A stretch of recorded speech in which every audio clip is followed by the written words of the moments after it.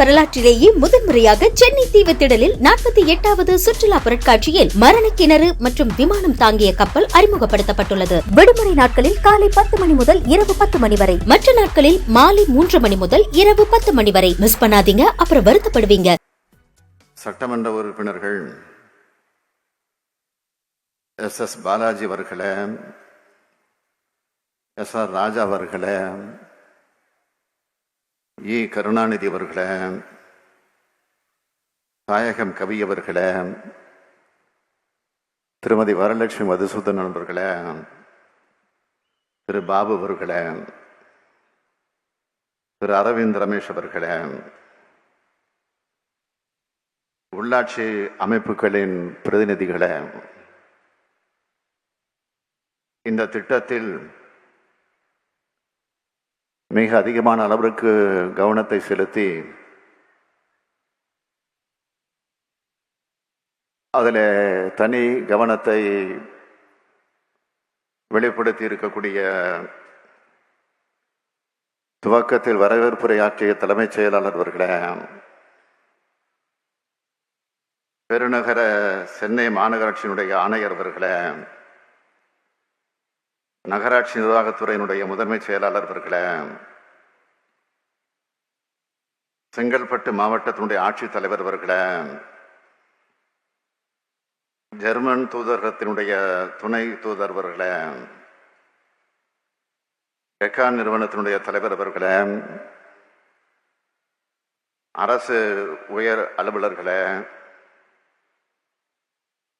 திரளாக இங்கே கூடியிருக்கக்கூடிய தமிழ் சொந்தங்களே, பத்திரிகை மற்றும் ஊடகத்துறையை சார்ந்திருக்கக்கூடிய நண்பர்களே, உங்கள் அனைவருக்கும் நான் அன்போடு நன்றி தெரிவித்துக் கொள்ள விரும்புகிறேன். நான் அரசு பொறுப்பேற்று முதலில் கவனித்த துறை மட்டுமல்ல, வளர்த்த துறை இந்த துறை. அதோடு என்னுடைய இதயத்திற்கு நெருக்கமான கடல் நீரை குடிநீராக்கக்கூடிய திட்ட தொடக்க விழாவில் கலந்து கொள்வதிலே கூடுதல் மகிழ்ச்சி அடைகிறேன். இன்று இந்த திட்டத்தோடு சேர்த்து 2465 கோடி ரூபாய் மதிப்பிலான முடிவுற்ற திட்டப்பணிகள் தொடங்கி வைக்கப்பட்டிருக்கு. 1802 கோடி ரூபாய் மதிப்பீட்டில்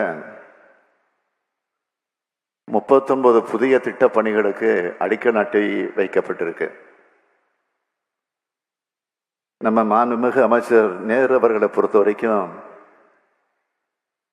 எதையுமே பிரம்மாண்டமாகத்தான் செய்வார். அது கட்சி சார்பாக நடக்கிற மாநாடாக இருந்தாலும் அதை நாங்கள் நேரிட்டு தான் ஒப்படைப்போம்.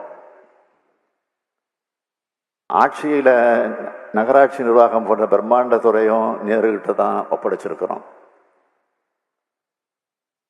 நம்முடைய தமிழ்நாடு அதிகப்படியான நகரமயமாக்கல் கொண்ட மாநிலம். அதனால தான் நகராட்சி நிர்வாகத்தை மட்டும் தனியாக கவனிக்க ஒரு அமைச்சர் வேணும். அதுவும் துடிப்பாக செயல்படக்கூடிய அமைச்சர் வேணும்னு தேர்ந்தெடுத்து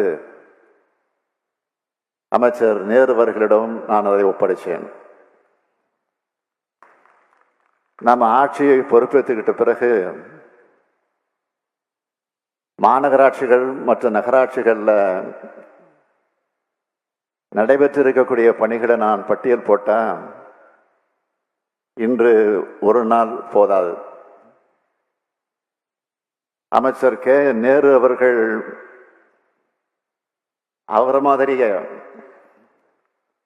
அவர் கூட இருக்கக்கூடிய அதிகாரிகளையும் முடுக்கிவிட்டு தமிழ்நாட்டோட உள்கட்டமைப்பை பிரமிப்பு ஊட்டக்கூடிய வகையில் மாற்றிக்கிட்டு இருக்கிறார்.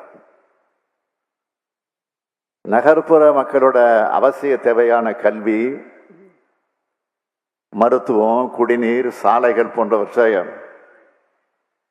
முறையா சரியா நம்முடைய அரசு வழங்கி கொண்டிருக்கிறது. நகராட்சி நிர்வாகம் மற்றும் குடிநீர் வழங்கல் துறை மிக மிக சிறப்பாக செயல்பட்டு கொண்டிருக்கிறது. நீரின்றி அமையாது உலகு. இதைவிட குடிநீரோட தேவையை யாராலும் விலக்கி சொல்லிட முடியாது. அதனாலதான் கடுமையான நிதி நெருக்கடி காலத்திலையும் 100 கோடி ரூபாயிலான குடிநீர் திட்டங்களை நாம் தீட்டி வழங்கி வரோம். 2006, 2011 கழக ஆட்சியில நான் உள்ளாட்சித்துறை அமைச்சராக இருந்தேன். மீஞ்சூர்ல கடல்நீரை குடிநீராக்கக்கூடிய நிலையம் அமைக்க 2007 நான் தான் அடிக்கல் நாட்டினேன். அதற்கு பிறகு 2010 முத்தமிழறிஞர் தலைவர் கலைஞர் அவர்கள் அதை திறந்து வைத்தார்கள். இந்த நிலையத்திலிருந்து கிடைக்கிற குடிநீர் மூலம் வட சென்னையில் சுமார் 10 லட்சம் மக்கள் பயன்பெற்று வராங்க. இதை தொடர்ந்து நெம்மேலியில கடல்நீரை குடிநீராக்கக்கூடிய திட்டத்துக்கு 2010 நான் தான் அடிக்கல் நாட்டினேன். இந்த நிலையத்தின் மூலமா தென் சென்னையில வசிக்கிற சுமார் 9 லட்சம் மக்கள் பயன்பெற்று வராங்க. அதனாலதான் பேரூர்ல இருந்து இது மாதிரியான நிலையம் அமைக்க நடவடிக்கை எடுக்கப்பட்டது. கடந்த ஆண்டு 21ஆம் நாள் அந்த நிலையத்துக்கு நான் தான் அடிக்கல் நாட்டினேன்.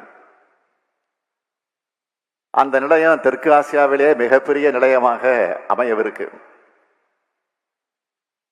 இந்த நிலையத்தை அமைக்கிற பணிகள் நிர்ணயிக்கப்பட்ட கால அளவுக்குள் மக்கள் பயன்பாட்டிற்கு நிச்சயமா உறுதியா கொண்டு வரப்படும். நாள் ஒன்றுக்கு 150 மில்லியன் லிட்டர் உற்பத்தி திறன் கொண்ட கடல் நீரை குடிநீராக்கக்கூடிய நிலையம் இன்னைக்கு நாட்டு மக்களோட பயன்பாட்டுக்காக திறந்து வைக்கப்பட்டிருக்கு. இந்த நிலையத்திலிருந்து பெறப்படுகிற குடிநீர் மூலம் தென் சென்னை பகுதியிலான வேளச்சேரி, ஆலந்தூர், புனித தோமையர்மலை, மேடவாக்கம், கோவிலம்பாக்கம், நன்மங்கலம், கீழ்கட்டளை, மூவரசம்பேட்டை, சோழிங்கநல்லூர், உள்ளகரம், புழுதிவாக்கம், மடிப்பாக்கம், தாம்பரம் மாநகராட்சிக்குட்பட்ட பல்லாவரம் மற்றும் ஓஎம்ஆர் இருக்கக்கூடிய ஐடி நிறுவன பகுதிகளில் வசிக்கிற சுமார் 9 லட்சம் மக்கள் பயனடைவாங்க. சென்னை பெருநகர குடிநீர் வழங்கல் மற்றும் கழிவு நீரகற்று வாரியத்தோட சார்பில் முடிவுற்ற பணிகளையும் திறந்து வச்சிருக்கேன். நகராட்சி நிர்வாக இயக்கத்தோட சார்பில் மாநகராட்சி மற்றும் நகராட்சி பகுதிகளில் அமைக்கப்பட்டிருக்கக்கூடிய 172 கோடி ரூபாய் மதிப்பிலான 52 திட்டப்பணிகளையும் திறந்து வச்சிருக்கிறேன். இதே மாதிரி சென்னை மாநகராட்சிக்குட்பட்ட பகுதிகளில் நடைபெற்று முடிஞ்சிருக்கக்கூடிய 70 கோடி ரூபாய் மதிப்பிலான பணிகளும் விரைந்து முடிக்கப்பட்டு மக்கள் பயன்பாட்டுக்கு ஒப்படைக்கப்பட்டிருக்கு. பேரூராட்சிகள் இயக்கத்தை எடுத்துக்கிட்டா 33 கோடி ரூபாய் மதிப்பிலான 12 திட்டப்பணிகள் தொடங்கி வைக்கப்பட்டிருக்கு.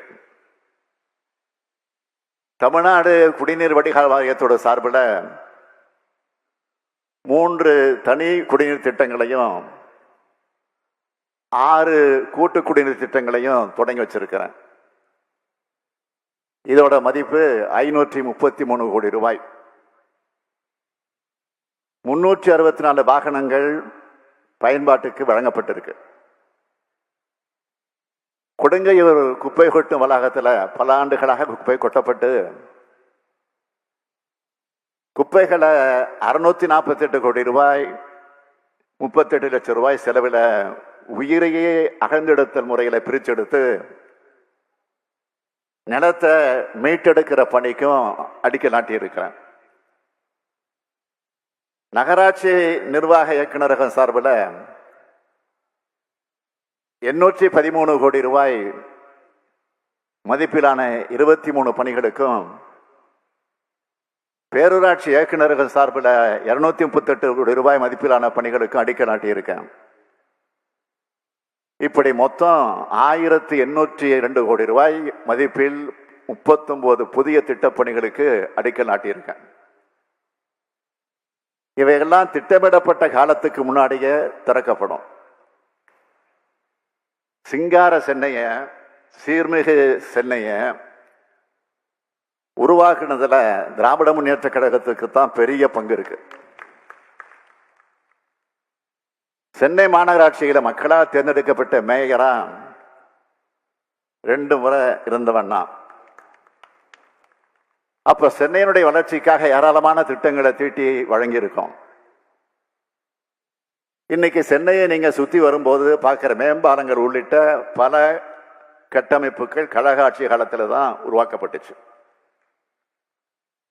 பெருகி வர மக்கள் தொகையை கணக்கில் கொண்டு நெம்மேலியில் இந்த நிலையம் அமைக்கப்பட்டிருக்கு.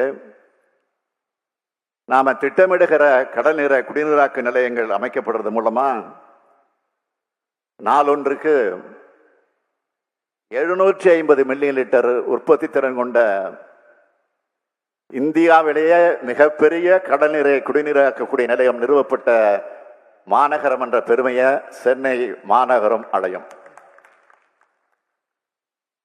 இதன் மூலம் நம்ம அரசு சென்னை மாநகர மக்களோட குடிநீர் தேவையை பூர்த்தி செய்ய தேவையான நடவடிக்கைகளை எடுத்துக்கொண்டு வருது.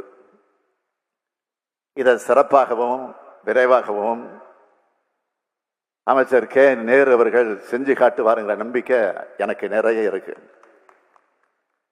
ஏன்னா நம்ம திராவிட மாடல் அரசை பொறுத்த வரைக்கும் வெற்று அறிவிப்புகளை வெளியிடுகிற அரசு கிடையாது. திட்டங்களை நிறைவேற்றி சென்னையோட தாக்கத்தை தீர்க்கிற அரசு. நிறைவாக சொல்றேன், தலைவர் கலைஞராக இருந்தாலும் சரி, அவர் மகன் முத்துவேல் கருணாநிதி ஸ்டாலினாக இருந்தாலும் சரி, நாங்கள் சொன்னதை செய்வோம், செய்வதைத்தான் சொல்லுவோம் என்று கூறி விடைபெறுவதற்கு முன்னால் இங்கு நம்முடைய அமைச்சர் அவர்கள் ஒரு கோரிக்கை வைத்தார்கள். சென்னை மாநகராட்சியினுடைய கட்டிடத்திற்கு அருகில புதிதாக உருவாக்கப்பட்டிருக்கக்கூடிய ஒரு புதிய கட்டிடத்திற்கு தலைவர் கலைஞருடைய பெயரை சூட்ட வேண்டும் என்று. கலைஞருடைய 100ஆண்டு விழா நடைபெறுகிறது. எனவே நிச்சயமாக அந்த கட்டிடத்திற்கு கலைஞர் 100ஆண்டு விழா கட்டிடம் என்று பெயர் சூட்டப்படும் என்பதை தெரிவித்து விடைபெறுகிறேன். நன்றி, வணக்கம். நெம்மேலியில் கடல் நீரை குடிநீராக்கும் திட்டத்தை தொடக்கி வைத்த பிறகு முதலமைச்சர் மு.க.ஸ்டாலின் பேசினார். இந்த திட்டத்தின் மூலமாக வட சென்னையில் 10 லட்சம் மக்கள் பயன்பெறுவார்கள் என்றும் கூறினார். சிங்கார சென்னையை உருவாக்கியது திமுக தான் என்றும் திமுகவினுடைய சாதனை திட்டங்களையும் அவர் பட்டியலிட்டார். தென் சென்னை மக்களுக்கும் பல புதிய திட்டங்கள் உருவாக்கப்படும் என்றும் அவர் கூறியிருக்கிறார். இந்த கடல் நீரை குடிநீராக்கும் திட்டத்தின் மூலமாக வட சென்னையைச் சேர்ந்த 10 லட்சம் மக்கள் பயன்பெறுவார்கள் என்றும் கூறப்பட்டிருக்கிறது. இன்று அடிக்கல் நாட்டப்பட்ட பல திட்டங்கள் விரைவில் முடிக்கப்படும் என்றும் மக்கள் பயன்பாட்டிற்கு வரும் என்றும் அவர் கூறியிருக்கிறார்.